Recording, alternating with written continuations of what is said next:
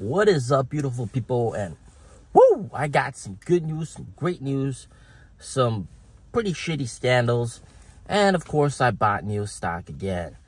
So I'll explain everything in this video. It's going to be a very juicy video, so watch through the end to get the full picture. Man, so we'll talk a little bit about some of the scandals that are going on here in China right now. Of course, we cover the good and the bad. So one of the recent ones that just happened is some stupid shit that NIO said. This one, we'll just go over them very fast, very quickly. Make sure to check out our new channel sponsors, eToro. Sign up using my link down below for some amazing bonuses. So on WeChat, NIO posted this message on WeChat, which was sort of like Facebook translation, and it was during Valentine's Day. NIO was handing out flowers, very nice, very generous for them to do, and that's what you expect from a top-tier company like NIO. But this is what they said.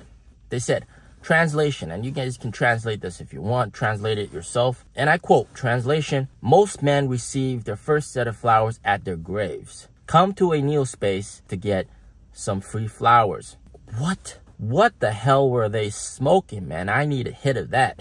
That's not something that you expect them to say. I mean, I know it's a very nice thing to give out flowers and NIO wants more sales, but that's definitely not the right wording that they should put out, and not the type of stuff they should be saying. Obviously, they apologized and they asked for forgiveness, but this went pretty viral, and of course, it's not a very good look. But whatever. I forgive them. Of course, I think all the other people will forgive them as well. Moving on, scandal number 2. This one, it's actually not NIO's fault. It's more driver error fault.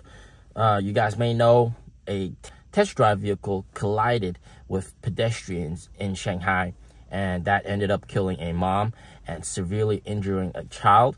So that apparently was also in the news and gotten pretty viral. But this is more the driver's error. That person, the test drive person, mistakenly pressed the accelerator instead of the brake. But there are ways to prevent this from happening.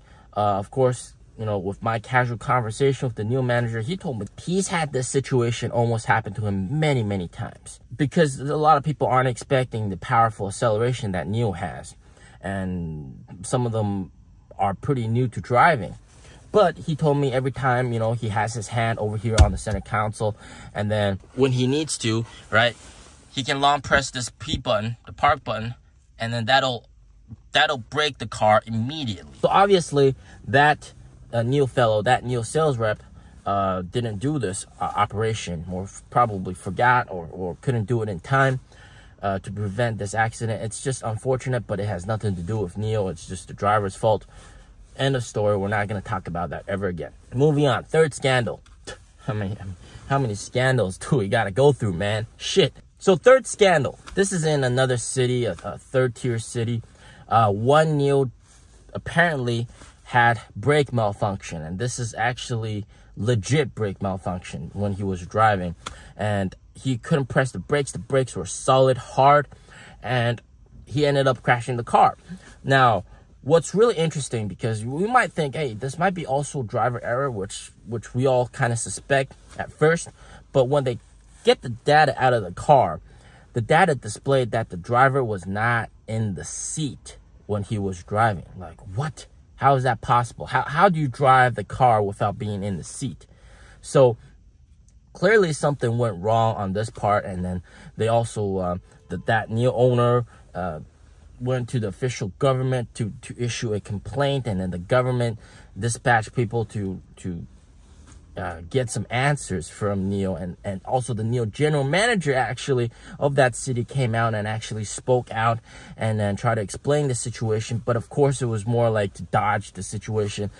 She didn't even know exactly what was going on, why it displayed that there was nobody in the seat when the car was clearly still being driven, and maybe that led to the brake malfunction or something like that. But that's also in the news, so it's yet to be known what kind of conclusion we get from that. All right, moving on. I bought NIO stock for a quick bounce, not something long term. Long term, I think we still might. I mean, You guys know, if you guys watch my previous videos, you will know that I still think we might drop down to 5, and it's nothing against the company, guys. It's just the investor sentiment and a lot of the things that are not baked into the share price yet. So I think we will get a bounce. That's what I'm in NIO stock for. And then after the bounce, I will clear out my position and then like just chill for a while and then see what happens. Now, I'll have a separate video in my next video explaining my outlook for the earnings report and what kind of factors and what my whole opinion is towards the earnings report. So definitely stay tuned for that. But I'm in it for a quick bounce. Target probably around, of course, not financial advice. Don't do what I do. Probably around 1250-ish, and that might be it. All right, moving on. We're going to talk about the biggest news yet. Some leaked information about the NIO ET9, which is amazing. So this was leaked online, and in it, translation, I'll translate everything for you guys. So this person that posted this talked to a NIO employee that was responsible for new product development, and they talked about the ET9. So apparently the ET9 is going to be announced on NIO Day 2023, so at the end of this year, December, and the ET9 will be available in late 2024, early 2025, according to this post. Also, new ET9 will use Intel's Thor chips instead of NVIDIA's Orin chips, and also instead of NIO's own self-developed chip. Now, they've been working on their own chips for a long time. A lot of older NIO owners were expecting them to be used on NT 2.0, and then it wasn't used on NT 2.0. We were expecting it to be used on NT 3.0, which is, this one is NT 3.0, but apparently it doesn't seem like it's going to be used on NT 3.0. So this is going to be the next generation platform, NT 3.0 platform. In terms of dimensions, this car is going to be similar size with the BMW 7 Series, Mercedes S-Class, which is very, very nice. It's going to be a top-tier super luxury sedan. And also in terms of materials, according to this post, it's going to be 1 or 2 notches, 1 or 2 levels, like more premium than the ET7 and the brand new ES8, which isn't even delivered yet. And it's going to be, according to this post, comparable to the Maybach, the Mercedes Maybach. So that's gonna be absolutely crazy. Now guys, we're not done yet. This car, so on top of super comfort, it's going to feature triple motor configuration. So you know it's not gonna be a slow car. That's gonna be very, very fast. So I'm thinking comparable to something like the Lucid Air or Lucid Air Sapphire, maybe even. And it's gonna be a very fast car. Hopefully NIO's gonna have a car that is faster than 3 seconds acceleration. That's going to be amazing. And then also, one of the biggest requested features that is missing on the current NIOs is rear wheel steering, because you know, in the new ES8 and the ET7, a lot of people are complaining you have such a long car, and at this price category you don't have rear wheel steering. It's a big turnoff. And even some of the bigger influencers in China have also complained about that. Don't mind my also complain about that. And you can see, like in some of the most of the NIO's competitors, like IM L7, even that has rear wheel steering, and it's a little bit cheaper than the ET7, and it's an ET7 killer. I mean, that car is pretty amazing in my opinion. So it's definitely a nice addition to see this being added on their next generation platform, NT 3.0. This again highlights one of the big problems with NIO right now, is the fact that it takes so long for them to deliver the vehicles that they announce. For the ET7, it was 1 year and, what is it, 1 year and 3 months for the ET7. For the ET5, it's basically like 10 months. A part of that is also because what I talked in my previous video, JAC is really like holding and forcing NIO's hand. They have to constantly keep producing vehicles. So if NIO doesn't have all the necessary parts and supplies ready, they can't switch to the new production line because they're forced to produce vehicles. But we've seen that NIO is capable of launching vehicles very fast. With the ES7, they announced it, and less than 2 months later, they were able to deliver it. That's the kind of pace you need, because with the ET7, a lot of pre-orders got tired of the vehicle, of just waiting, you know, and then they start waiting, they're waiting, and then they see some new car. Oh my God, I can't wait anymore. I'll get that new car instead of the ET7. They canceled the order. Lots of people did that.